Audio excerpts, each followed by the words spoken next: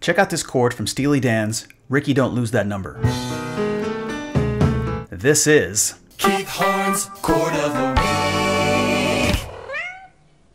the Steely Dan song Rikki, Don't Lose That Number from their 1974 album Pretzel Logic is their most successful, highest charting single. And for the most part, the harmony, the chords are very accessible and quote-unquote radio-friendly, which is a big factor to why it became such a hit, with the exception of the bar before the chorus. Let's hear it one more time.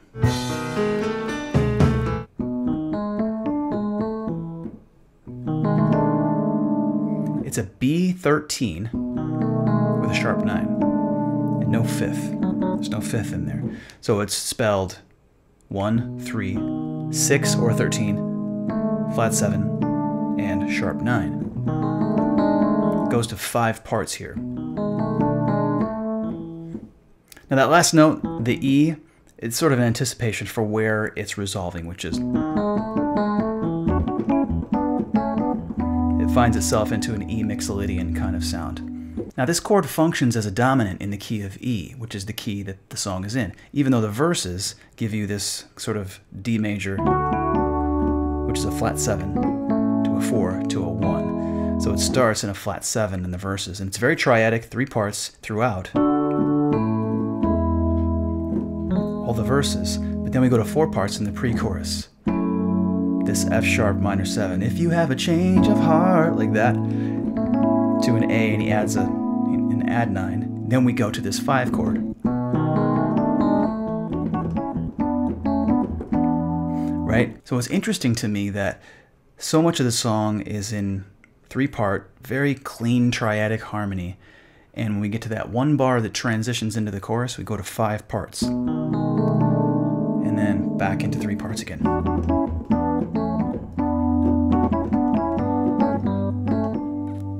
Right, very accessible melody, accessible harmony, but that 1 bar really stands out as dense.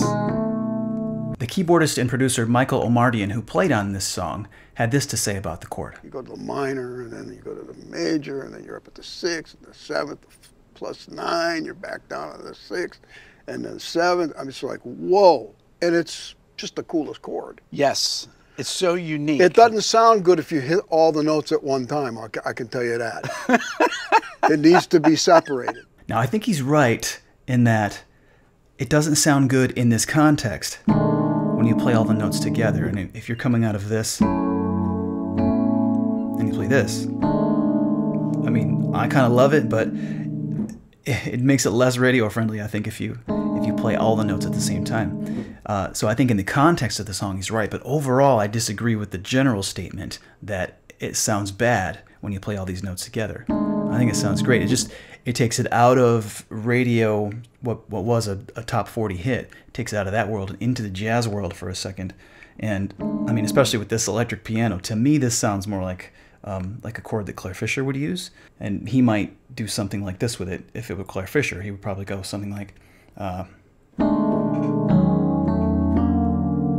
something like that. He'd still resolve it to some kind of quote-unquote weird kind of resolution that's a tonic and a dominant at the same time.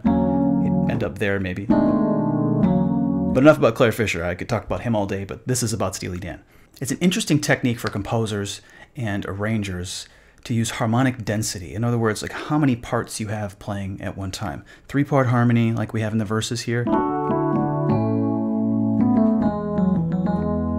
Sort of 4-part because I'm adding the 9 to a lot of these, but it's very triadic and accessible. And as he transitions into the chorus, he gives you density, which gives you tension that releases into the chorus.